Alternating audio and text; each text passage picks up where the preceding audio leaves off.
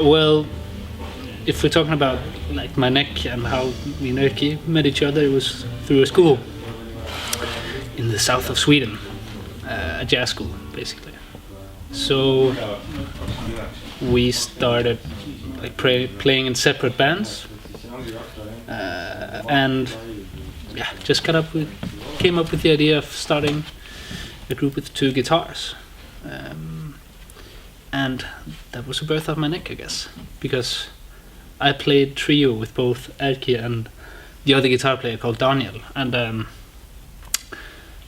we just started playing like a quartet instead, basically. So that's how it happened.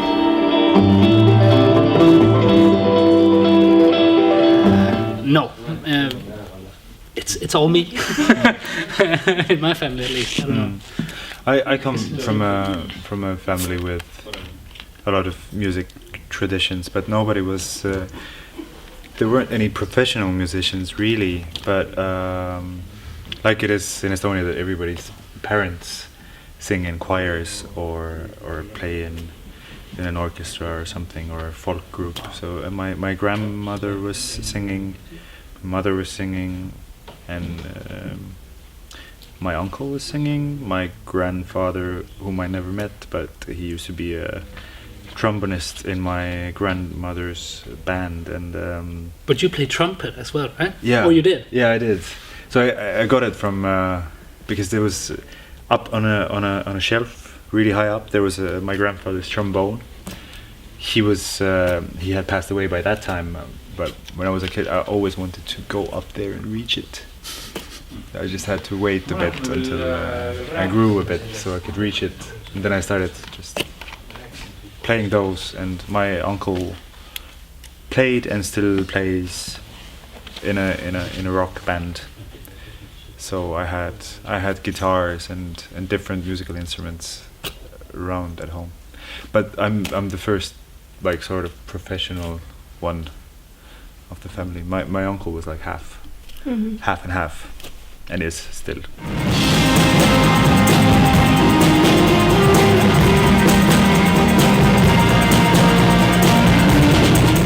For me, totally, my childhood has inspired me because just especially the influence from my uncle, I think, just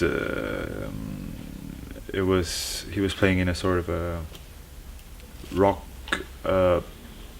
punk college kind of rock group, and I saw I got to be in the environment of like surrounded by musicians every once in a while as a kid, or just hearing how somebody who's in a band listens to music and how they collect music and how they're passionate about it. So it's like you learn from that, and you like get infected with the music disease, and then I think I'm influenced by my childhood a lot.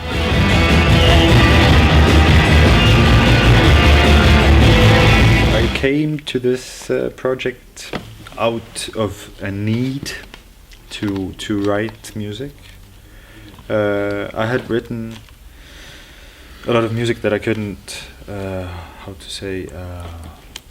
I couldn't get out of myself really. I could like write those songs or write down the ideas or record them, but if you can't really like share them with anybody, it's you don't get that liberating feeling, I think.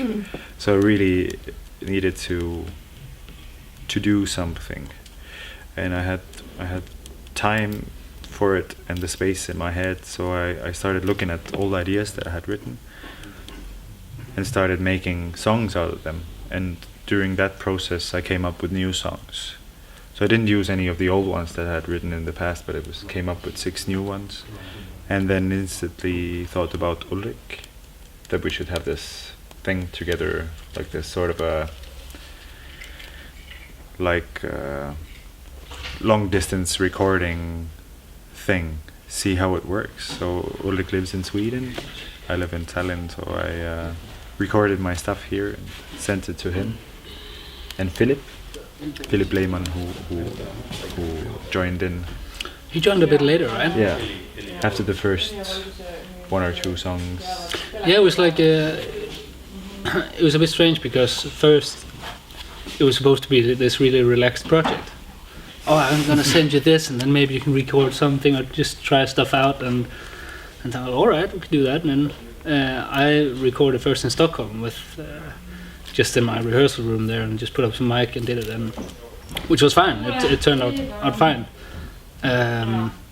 But then, like a week later or two or something like that, Erki just, so we gotta get this done because we have to release this in like it was like a matter of weeks then all of a sudden. So that's how Philip got involved, I guess. Yeah. Because then I decided to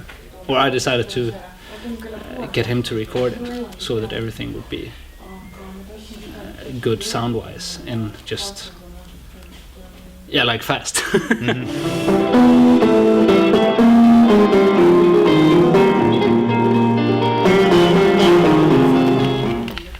I think it is emotions. It's like the thing that I like feed off really, or things that I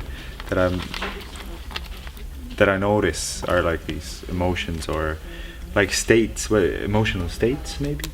But that's also what the songs are like on stage. The main thing isn't like what we play, or it is, I think with the whole group it's about the atmosphere or the emotional state that we create with each song. I really like those like pictures or those vibes that you can be in. And it has to do with Denmark, obviously. The mountain is over there, and it just But you've never been there, right? and I've never been there. Oh, really? We're gonna go there sometime, one fine day. But I really like the idea of Himmelberg because it just it connects us, I think, for me. So we talked. It was like one of the first conversations that we had was. Yeah, and I didn't remember that until you. It was like we talked about Estonia. Like we sat in the music school in Skurup in the cafeteria having lunch across the table, and then he said, "Tell me more about Estonia. Is there any mountains there?" I said, "Yeah, we got this one mountain. It's 318 meters high." And then he said, "Yeah, ours is a bit lower, less."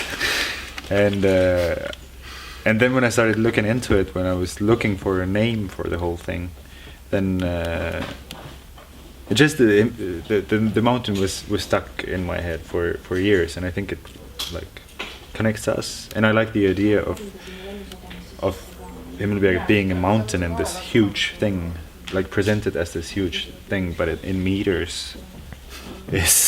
It's a regular topic in kind of how to bully Danes and Danish kind of mentality that we have one little hill and we call it. Basically, it means the sky mountain in English, which is kind of ridiculous considering that it's not big at all. Yeah, but that's the thing. For me, it isn't a joke. So I'm not like.